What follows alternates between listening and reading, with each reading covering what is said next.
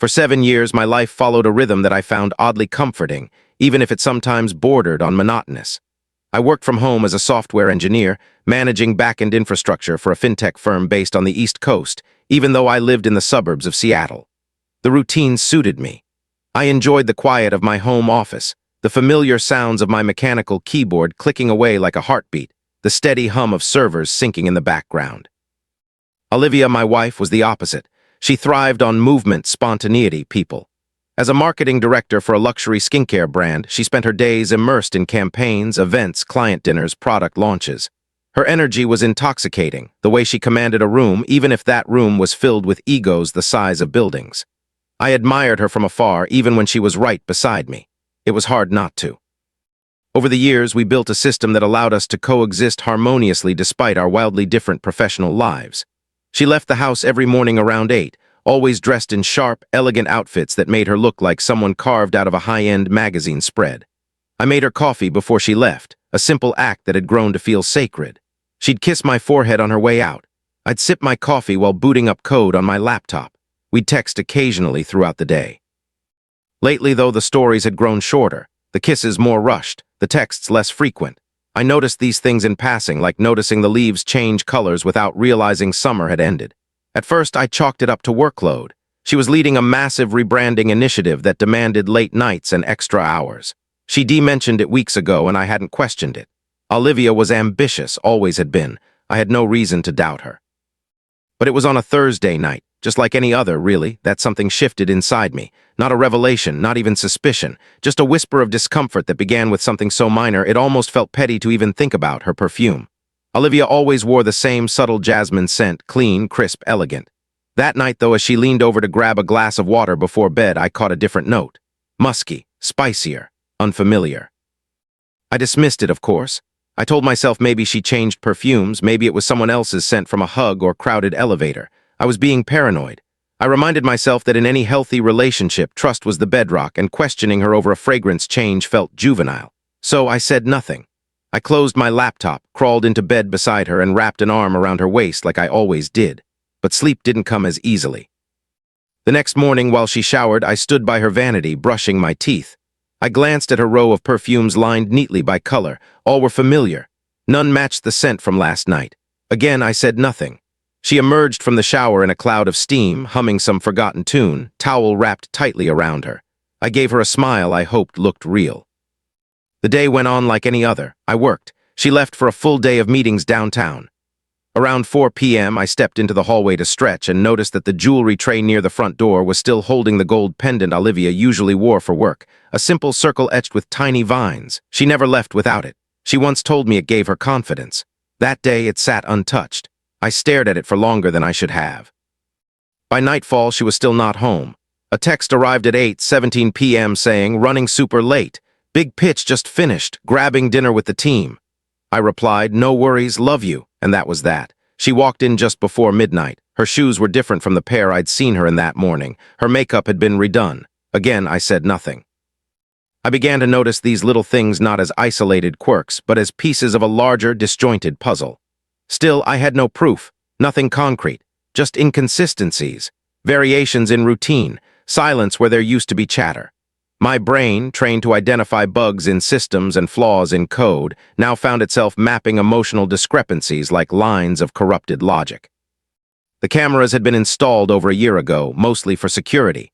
Our neighborhood was safe enough, but Olivia wanted extra protection after a neighbor's car had been vandalized.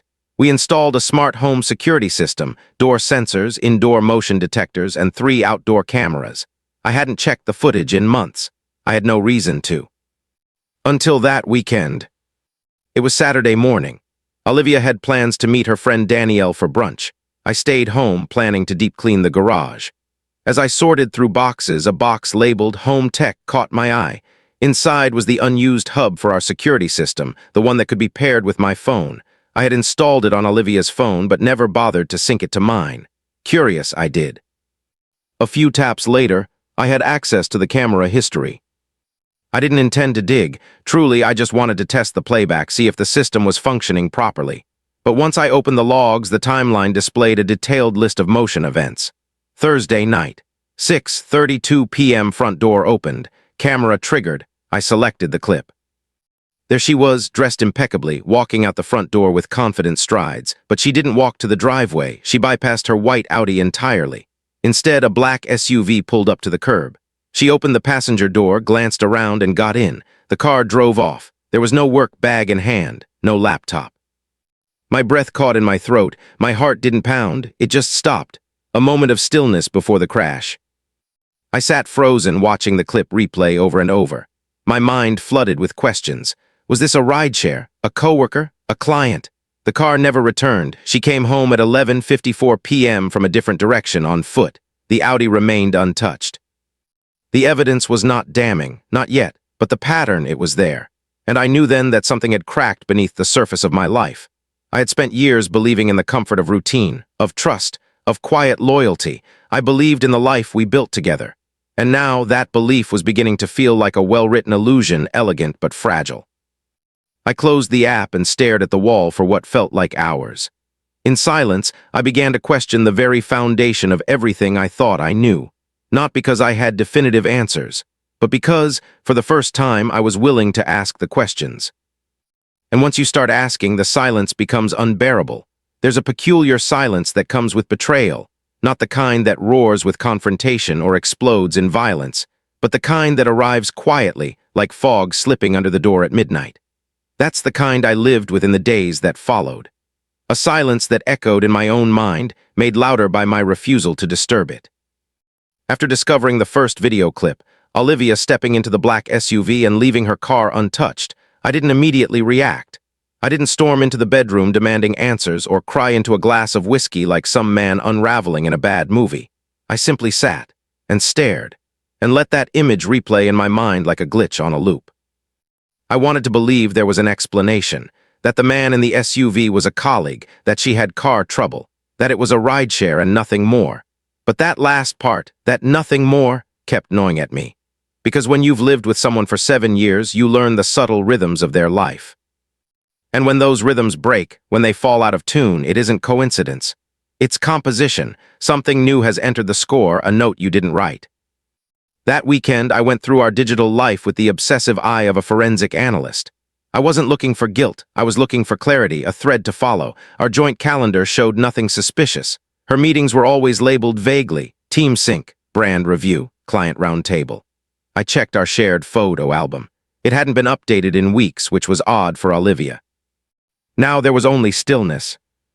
I pulled up the security footage archive again, this time expanding my search to the last 30 days. What I found was not one anomaly, but a pattern hiding in plain sight. Every Tuesday and Thursday for the last 3 weeks, Olivia had left the house at 6:30 p.m. and entered that same black SUV. Each time she wore different clothes from her morning outfit. The SUV never pulled into the driveway. It always waited a few feet beyond the camera's range. The driver never stepped out. Olivia never hesitated. She always returned after 11:30 p.m. on foot, from a direction that didn't match her usual route from the garage. Once, she even came in barefoot, carrying her heels. Each clip unraveled me further, not just because of what I saw, but because of what I hadn't seen until now. I had been living inside a house with blinders on, a home full of habits I assumed were truth. I realized how easy it is to become a ghost in your own life when you stop paying attention, and I had stopped paying attention. The following Monday, I decided to act, not out of anger, but out of a desperate need to reclaim agency. I had once believed our marriage was built on transparency. If that foundation had cracked, I needed to know just how deep the fracture ran. I remembered the small GPS tracker I'd ordered last year after reading about home thefts in the area. It was still in its box, tucked away in my office drawer beneath a pile of USB cables and external drives. I charged it overnight and placed it in Olivia's handbag the next morning, right before she left for work. She never noticed. She was too distracted, scrolling through emails and sipping the coffee I'd made for her. I tracked the device from my laptop as the day unfolded. As expected, her morning commute followed the same path to her downtown office. She stayed in one location for several hours, presumably the office, then moved briefly to a nearby coffee shop. By late afternoon, she was back at the office. Everything seemed normal. Then at 6:24 p.m., the dot began to move. It didn't head north toward her usual gym, nor did it redirect toward our neighborhood. It traveled east, past the shopping district, through the outer industrial strip, and eventually stopped at an address I didn't recognize. It was a small hotel, mid-range, tucked between a liquor store and a check-cashing office. The kind of place you drive past without noticing unless you were looking for discretion. The GPS dot remained there for almost 3 hours. Then it moved again, this time slowly, eventually landing a few blocks from our house. She entered through the side gate at 11:48 p.m. The main camera didn't catch her, but I knew. I had the timestamp, the coordinates, the knowledge. I didn't sleep that night. I lay next to her, breathing in rhythm with someone who felt like a stranger. I listened to the softness of her exhale, the flutter of her lashes against the pillow, and felt a kind of ache I didn't yet have words for. It wasn't just sadness. It was displacement. I no longer felt like I belonged in my own bed. By morning, I had resolved to confirm everything. I needed more than footage and digital trails. I needed clarity, cold and sharp, even if it cut. I contacted a private investigator. His name was Mark, recommended by a client I had once helped recover from a ransomware attack. Discreet, efficient, expensive. I wired him the deposit and gave him the details: Olivia's schedule, vehicle, the address of the hotel, the suspected pattern. He didn't ask questions. He only said he'd begin that Thursday. In the days leading up to it, I functioned like a man walking through a burning building with a cup of water in his hand, aware of the fire, unable to stop it, but unwilling to let go of the illusion of control. I went through our morning routine. I brewed her coffee, responded to work emails, made dinner when she texted she'd be late. I smiled when I needed to. I listened when she vented about team drama or client delays. I let her kiss me goodnight, even when the taste felt unfamiliar. The entire time, I kept my breathing steady, like a diver holding air before the plunge. On Thursday, the investigator called me at 1:22 a.m. I missed the call. He left a voicemail. I didn't listen to it right away. I stared at the notification on my screen for 10 whole minutes, paralyzed by the finality I knew it held. Once I pressed play, there would be no going back to not knowing. Eventually, I clicked. He had followed her from the office, watched her enter the same SUV, captured photographs of her having dinner with a man, mid-30s, sharp suit, expensive watch. They were laughing. His hand rested on hers across the table. Afterward, they drove to the same hotel. They did not emerge until nearly midnight. There were photographs, time-stamped, blurry but damning. Olivia's face was clear. The man's arm was around her waist. I closed the file. It was strange, the stillness that followed. I expected rage, I expected despair. But all I felt was a kind of numb quiet, a severing, not of love, at least not yet, but of certainty. I was no longer the man I had been a week ago. That man believed in shared truths, in fidelity as an unspoken agreement, in partnership as a safe harbor. Now I was adrift. But even then, I didn't confront her. I needed more time, not to forgive, not to forget, but to plan. I needed to decide what came next, not out of vengeance, but out of dignity. Because now I knew. And there was no comfort left in pretending otherwise. In the days that followed the confirmation, my world didn't collapse the way one might expect. It didn't erupt into confrontation, screaming, or doors slamming against their frames. No tears-soaked pillows, no pleading apologies echoed down our hallway. Instead, the collapse was internal, silent, and methodical, like watching a building's foundation crack beneath your feet while you remained perfectly still, as though stillness might somehow keep it standing. I moved through our home like a shadow of the man I used to be. I still cooked dinner. I still responded to her texts. I still smiled when necessary. The choreography of our marriage remained unchanged to the untrained eye, but underneath every step was an unbearable weight pressing into my chest. I became a master of routine, not because I found comfort in it anymore, but because it helped me mask the corrosion happening within. I had always thought that if I were ever betrayed, I'd know exactly what to do. I imagined righteous indignation, a clean break, packing bags in fury, demanding explanations. But the truth is, betrayal doesn't always incite rage, it disorients. It takes the world you believed in and replaces it with a mirrored version where everything is slightly off, but only just enough to make you question whether the problem lies with the world or with you. I found myself studying Olivia in a way I hadn't in years. Every movement, every expression, every inflection in her voice became data to interpret. She hadn't changed in any visible way. She still hummed when she made her tea, still took her shoes off in the same corner of the hallway, still slept curled slightly toward me, as if her body remembered something her heart no longer did. But to me, every familiar action was now suspect, a potential performance. And yet, what haunted me most wasn't the infidelity. It was the ease with which she carried it. There was no guilt in her eyes, no hesitation in her affection, no sign of emotional conflict. She didn't pull away from me. She didn't grow cold. If anything, she became more attentive. A tenderness returned to her gestures that hadn't been there in months, as if the affair was not a rupture but a release, an outlet that allowed her to return home lighter, freer, less burdened. That realization gutted me. I had always believed in the myth of mutual suffering, that if one partner strayed, the guilt would be a chain dragging behind them. But Olivia seemed weightless, untouched by remorse, and that made me wonder, had she justified it so thoroughly in her mind that it no longer registered as wrong? Or had our marriage been so hollow, so devoid of connection for so long, that I had simply missed the moment when she stopped being mine? I began documenting everything, not out of revenge but out of necessity. I needed the truth laid bare, visible, undeniable. I created a folder on my encrypted drive, innocuously labeled Archive, and filled it with screenshots, camera footage, GPS logs, photographs from the investigator, time-stamped notes. It became a digital autopsy of my marriage, each file a piece of the body I once called home. I analyzed her routine with clinical precision. On Tuesdays and Thursdays, she left the house at nearly the same time. 6:28 p.m. on average, she returned by 11:40 p.m. always through the side gate. On Wednesdays, she stayed home, often tired, sometimes oddly euphoric. Fridays were unpredictable, sometimes dinner with coworkers, sometimes solo spa nights. The SUV picked her up from different locations, once from her office, once 2 blocks away, once from a corner cafe. The man, he had a face now, thanks to the investigator's zoom lens.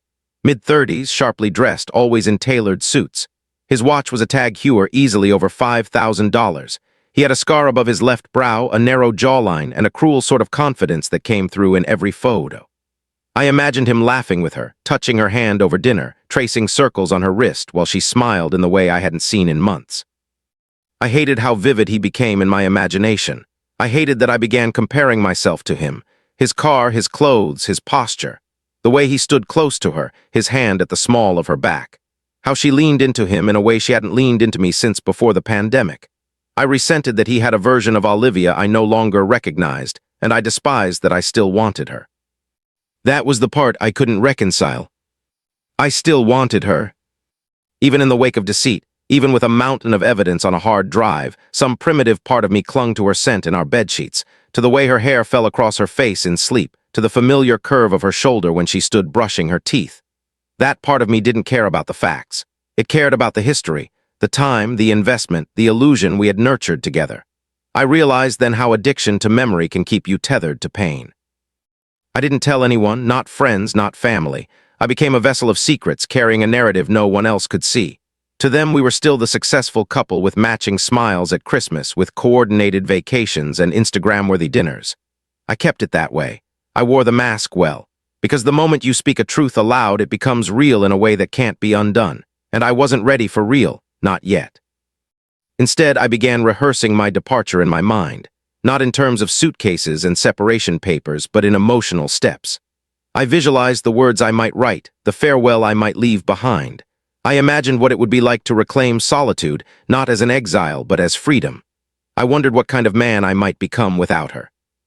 But I didn't act. Not yet. Because a deeper part of me needed to see it, to look into her eyes when the truth stood between us like a wall neither of us could walk through. I needed to know if there would be flickers of shame, of apology, of regret. I needed to see the human in her, the one who once made promises under falling spring blossoms, not the stranger who now snuck into another man's arms. So I planned the confrontation. Not with fury, not with spectacle, but with precision. If she had created a theater of lies, I would orchestrate a reckoning worthy of its stage. I scheduled a dinner. A private event under the guise of celebration. Our anniversary was approaching, and I used it as a pretext. I invited both our families, a few of her friends, 2 of mine, and booked a quiet dining room in a boutique hotel. I told her it was a surprise. She seemed touched. Her eyes lit up in a way that almost made me doubt everything. But I knew better. I prepared a presentation, elegant, discreet, disguised as a slideshow of memories. The USB drive contained 2 files, One, a collection of photos from our past, trips, anniversaries, birthdays, and the other, a sequence of images and videos from the last 30 days, each labeled, each dated, each chosen for impact. I included no commentary, no accusations, just the truth unfiltered. I set everything in motion. And then I waited. Each day closer to the dinner tightened a cord inside my chest. I moved through the motions of husbandhood with a surreal detachment, knowing that beneath our shared roof was a countdown. I watched her dress for work, watched her reapply her lipstick in the hallway mirror, watched her pack her gym bag. All the while, I carried the quiet violence of knowing. I wondered if she sensed it, if her instincts, honed by years of reading people, picked up on the tension in my body, the stiffness in my hugs, the slight delay in my smiles. Or perhaps she was too far gone to notice. Perhaps she saw me now the way she saw a coat rack, useful, static, invisible. That thought didn't anger me anymore, it just saddened me. We had once been fire and laughter. We had once danced in the rain, kissed in elevators, built IKEA furniture with the earnest belief that love could survive bent screws and mismatched pieces. Now, we were actors reciting lines from a play whose ending I already knew. And yet I didn't hate her. That was the most confusing part. I didn't hate her. I hated what she did. I hated the lies. I hated the betrayal. But I didn't hate her. I mourned her. I mourned us. I mourned the naive man I used to be, the one who believed that love, once declared, was a permanent state. But love, I learned, is a decision renewed in each small moment. And she had stopped choosing me. Now it was my turn to choose. The days leading to the dinner unfolded with an eerie calm, the kind that often precedes a storm too proud to announce itself. There was a peculiar detachment in how I orchestrated everything, almost mechanical, as if I were planning someone else's undoing rather than navigating the collapse of my own marriage. I suppose that detachment was a defense, a buffer between what I felt and what I had to do. Olivia remained oblivious, or perhaps she was merely committed to the performance. Either way, her behavior didn't change. She still smiled with the same polish, still left the house in the same perfume, still came home late on Tuesdays and Thursdays. I kept watching. I kept documenting. I kept breathing through the ache of pretending. I reserved the private room at the Laurent Hotel, a place she always admired but that we never had the occasion to splurge on. The irony stung. The celebration was a lie, but the space was real. Candlelight, a mahogany table for 12, a mounted screen I had discreetly arranged with the staff. No one asked questions. They assumed the event was romantic. I let them believe it. I handpicked the photos that would precede the reveal. Smiling vacations, birthdays, the honeymoon picture where her hair blew into my face as we laughed uncontrollably, blurred but honest. The day we bought our house. The first time we cooked together in that cramped kitchen. Each image was a monument to what once was, and each would now serve as a backdrop to what could no longer be. I didn't feel vindictive as I prepared the presentation. I felt mournful. This wasn't revenge. It was truth-telling. And I needed the truth to be seen, not just by her, but by those who had celebrated our union, those who had offered us their blessings and their support. They needed to know because I could no longer bear the weight of the silence alone. I chose my clothes carefully the day of the dinner, nothing too somber, nothing too formal. I dressed like a man who still believed in ceremony, even if the celebration had turned to requiem. I trimmed my beard, pressed my collar, looked into the mirror longer than usual. I saw in my reflection a man who looked tired but resolute, a man walking toward fire with his head held high. Guests arrived gradually. Smiles, hugs, congratulations, no one suspected anything. My parents beamed, her sister brought flowers, friends made toasts before even sitting. I nodded. I smiled, I thanked them. Inside, I was counting the seconds. Olivia arrived last. She wore a deep emerald dress, the one she saved for special occasions. Her eyes widened as she stepped into the room, clearly surprised, possibly touched. She placed a hand on her chest as if overwhelmed. She greeted everyone with warmth, moved from guest to guest with a grace that only made my heart ache more. I watched her closely. I studied her posture, her movements, the subtle shifts in her expression. She wasn't faking affection, not overtly. But there was a slight stiffness to her touch when she hugged me, a flicker of uncertainty when she met my gaze. She could sense something was different, but she didn't know what, not yet. Dinner was served, small talk floated through the air. Laughter erupted in pockets. I barely tasted the food. My stomach had been in knots for days. I kept one hand on my lap, the other on my wine glass, nodding at intervals, responding when needed. All the while, I was aware of the USB drive in my pocket. It felt heavy, like it held the weight of an entire life. At precisely 8:46 p.m., I stood. I didn't raise my voice. I didn't clink a glass. I simply walked to the small AV stand near the far wall where the screen had been lowered behind velvet curtains. I connected the USB, navigated to the file marked Then and Now, and pressed play. The room dimmed. Soft piano music began. The first images were familiar: our wedding, our first Christmas, that blurry photo from our third anniversary dinner.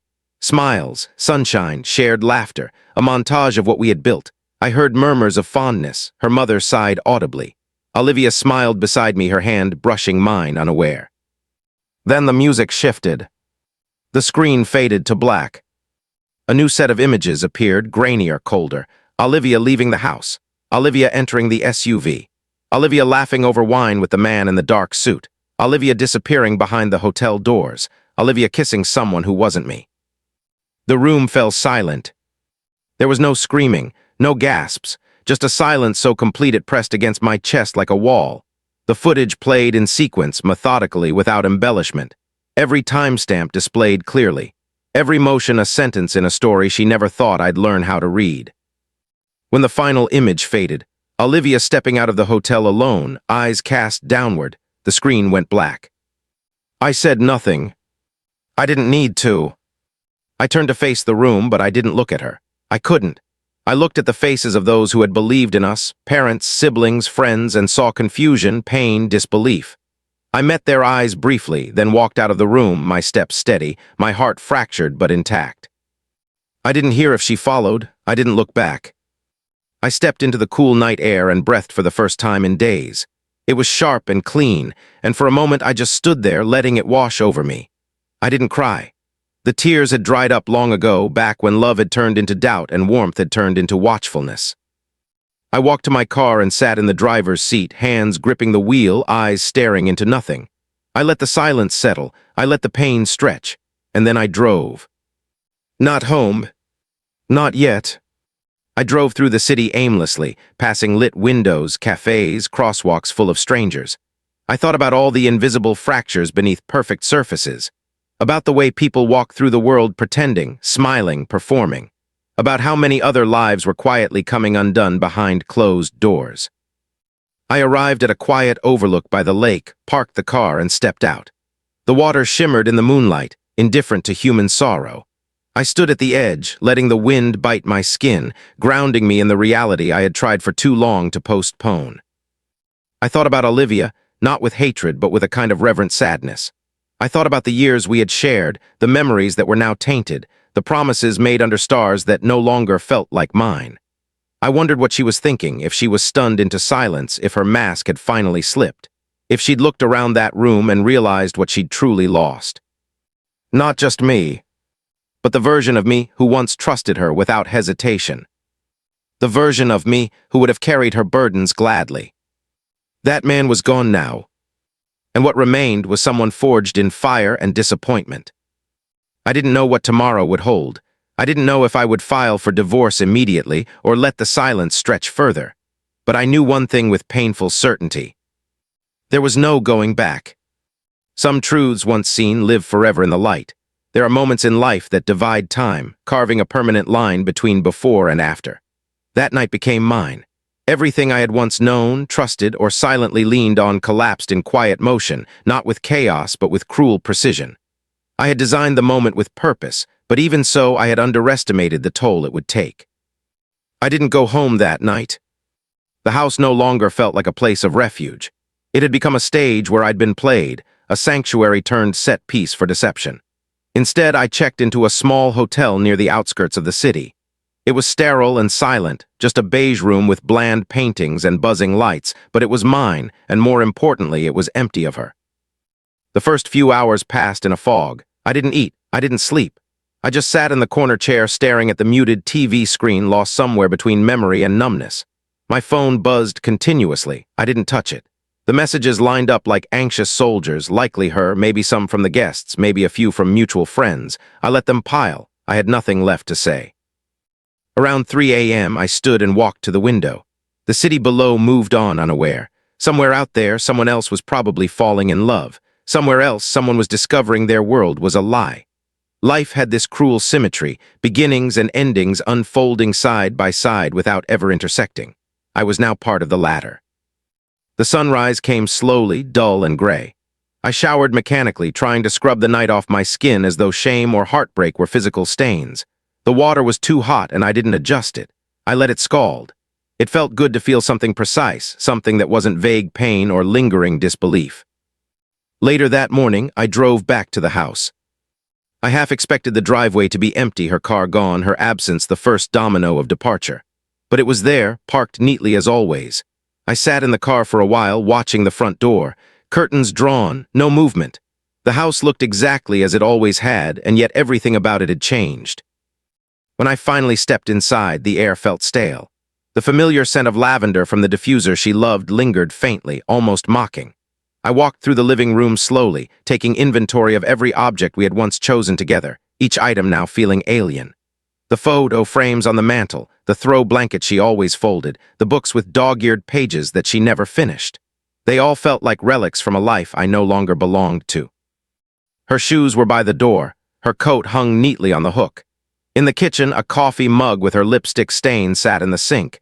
Everything was in place. Everything betrayed me in its normalcy. I climbed the stairs and paused outside our bedroom door. I didn't need to look inside. I knew what was there. A bed that had become crowded with ghosts, pillows that had caught lies, sheets that no longer held warmth. I turned away and walked to the guest room instead. It was bare, uninviting, but it didn't carry the weight of memory. I closed the door behind me and lay on the stiff mattress, letting the silence engulf me. I stayed there most of the day. I didn't check my phone. I didn't turn on the TV. I just stared at the ceiling, letting my thoughts spiral. They came in waves, some slow, some sharp. Images of her laughter with the other man, the way she used to look at me. The mornings we made pancakes in silence. The Thursdays she said she had meetings. The Tuesdays she returned with a new glow I thought was exhaustion. The subtle cues I had chosen not to see. I realized then how often love blinds not through illusion but through choice. We choose to believe, we choose to trust. We choose silence over suspicion, comfort over confrontation. And in that silence, deception blooms. That evening, hunger finally broke through the fog. I wandered downstairs and made toast, the only thing I could manage. The kitchen felt smaller than I remembered. The air felt thicker. I sat at the counter and chewed without tasting, just trying to remember what normal felt like. When I finished, I rinsed the plate and left it to dry. I opened my phone, expecting dozens of messages. I wasn't wrong. Most were from her. The previews showed fragmented pleas, fragments of panic, desperation laced with confusion. The others were from friends, some expressing shock, others demanding explanations. I didn't answer any of them. Instead, I opened my email and began writing a list. The subject line was simple: separation, next steps. I broke it into categories: finances, property, personal items, legal counsel. I detailed who would contact whom, which documents needed review, what needed signatures. I kept my tone formal, distant. There was no space for emotion. It was a document of transition, a first step into the next version of myself. Once I sent it, I shut my laptop and returned to the guest room. That night, I dreamed of nothing. The following day, I made calls to a lawyer, to my financial advisor, to a colleague who had gone through something similar. Each conversation felt sterile but strangely empowering. I was beginning to reclaim agency.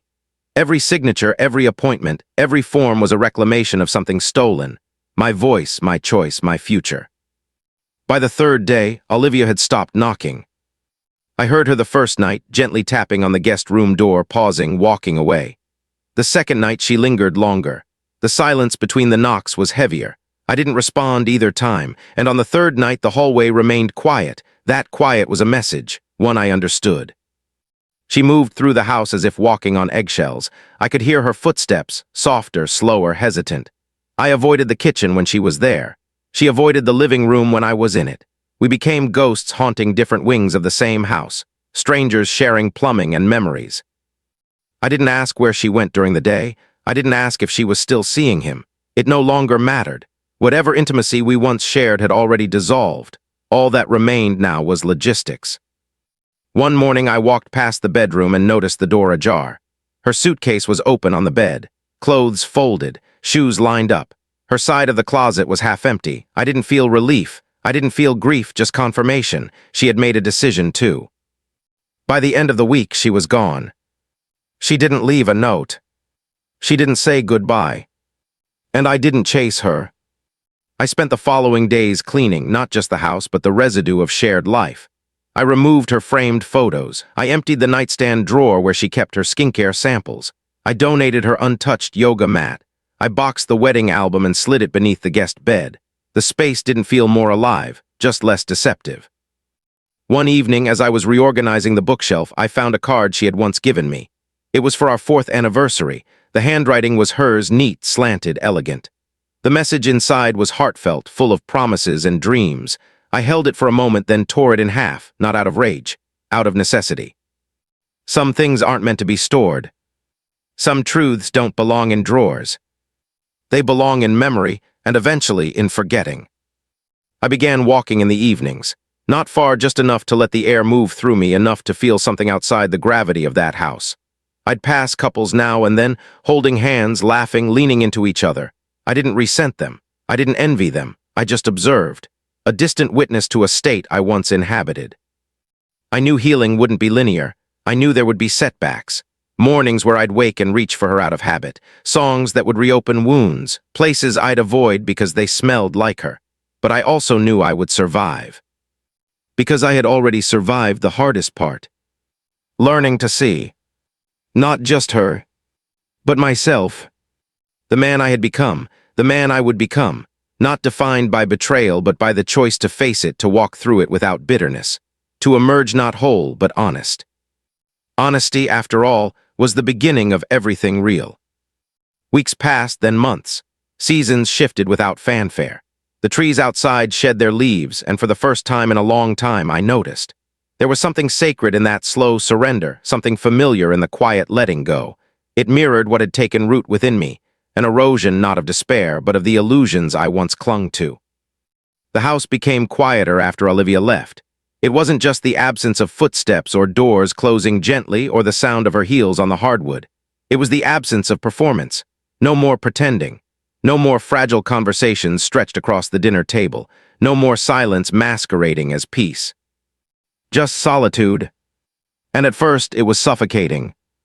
There were nights when I sat on the edge of the bed, staring into the dark, trying to remember how I had arrived at this version of myself. I traced my thoughts backward, like following breadcrumbs through a forest I no longer recognized. Somewhere along the way, I had made peace with comfort over connection, with stillness over depth. Maybe that's what opened the door for everything that followed, not a single betrayal, but the slow, unnoticed fading that comes when both partners stop truly seeing each other. And yet, I did not hate her. In the beginning, I thought I would, but hate requires energy, and what I felt now was an exhausted kind of clarity. She had made her choices, and I had made mine. We were both responsible in different ways for what our marriage became. I had turned inward, buried myself in work, ignored the red flags because it was easier than confrontation. I had silenced myself to maintain the appearance of harmony, and in doing so, I had vanished. Now I was beginning to return. The routines I once performed for the sake of someone else became rituals for myself. I made coffee in the mornings, not to hand it to someone else, but because I loved the scent, the heat, the brief pause it gave me before the day began. I opened the blinds each morning to let in light, not because it made the house more inviting, but because it reminded me that I was still alive. I started reading again, really reading. Not headlines, not feeds, books, stories, fiction, philosophy. Anything that reminded me of language, of imagination, of other worlds beyond this one. I wrote in a journal too, not every day, just when the words demanded release. At first, the entries were raw, full of questions, fragments aching. But over time, they became clearer, steadier, more like conversations with someone I was still learning to forgive. Myself. I went back to therapy. I told no one, I didn't need to. It wasn't about explaining my pain to others. It was about sitting with it, naming it, and eventually dismantling it. Piece by piece, like removing rust from something long neglected. I began hiking again. Nothing dramatic, just weekend trails, places where the air was cleaner and the noise of the city couldn't reach me. I found peace in movement, in elevation, in the way nature demanded nothing from me but presence. And slowly, I began to sleep through the night. Not every night, but some, enough to notice. I dreamed too, Not of her, not anymore, but of oceans, of trains, of unfamiliar cities where I wandered freely, unknown and unburdened. I took that as a sign that something inside me was healing, stretching, reclaiming space. I didn't date, not for a long time. I wasn't interested in distraction or in using someone else to patch what had been broken. I needed to stand alone first. I needed to see who I was without the lens of someone else's expectations. The divorce went through quietly. No courtroom drama, just paperwork reviewed and signed. We divided things cleanly. She kept her jewelry, her car, her new life. I kept the house, not because I was attached to the memories, but because I had decided to rewrite them. I changed the furniture. I painted the bedroom walls. I donated every dish and towel that once belonged to our registry. I turned the guest room into an office. I replaced the bed. I changed the locks, not out of spite, but to symbolically end what no longer belonged. I planted a tree in the backyard that spring. A red maple. It was small, almost fragile, but it stood tall. I watered it each morning, not out of duty, but as an offering, a promise to the future, a quiet monument to endurance. I reconnected with friends, too, gradually, cautiously. I had become so isolated in the final years of our marriage that I forgot what laughter felt like in someone else's presence. Dinners became more frequent. Weekend coffees turned into long conversations. I began to see myself reflected in others again, not as the man who was betrayed, but as someone interesting, thoughtful, evolving. Some friendships couldn't be revived. That was okay. Others deepened in unexpected ways. There's a different kind of honesty that emerges when people stop pretending. I had nothing left to protect, and somehow that made me more present than I had ever been. One evening, while walking home from the bookstore, I paused at a crosswalk and looked up at the sky. The clouds were fading, turning lavender in the twilight, and for the first time in what felt like forever, I smiled, not because of anything grand or dramatic, but because I felt light, like the ache in my chest had finally learned to breathe. It didn't mean I was over it. Grief doesn't work like that. Healing isn't a finish line, it's a direction, a practice, a commitment to move forward even when your legs tremble. I didn't erase Olivia from my life. I let her become what she now was, a chapter, a necessary one, a complicated one, but just that, a chapter, not the whole book. I could look back without bitterness. I could remember the good without denying the bad. I could carry the lessons without reopening the wounds. Eventually, I met someone new. It didn't begin with fireworks. It began with conversation, with shared silences that didn't feel heavy, with mutual respect and no expectations. It felt foreign at first to be seen without history attached, but it also felt clean, undemanding, human. And I was ready to be human again. Not a character in someone else's story. Not a victim. Not a shell. Just a man, present, awake, whole in his imperfections. As I write this now, sitting by the window with a cup of coffee in one hand and the evening light dancing across the table, I think about how far I've come, not in miles, but in meaning. I no longer need to know why it happened. I no longer replay the scenes or search the footage or read the messages. That part of my life has closed. But it taught me something I carry every day. Love without honesty is not love. Peace without truth is not peace. And trust, once broken, does not return through apology. It returns through transformation. I have transformed, not into someone harder, colder, or more guarded, but into someone softer, someone who listens, someone who sees. Especially himself. And perhaps that's the greatest redemption of all. Not in finding someone new or building something else, but in finding myself again in the ruins. Not as I was, but as I was always meant to be.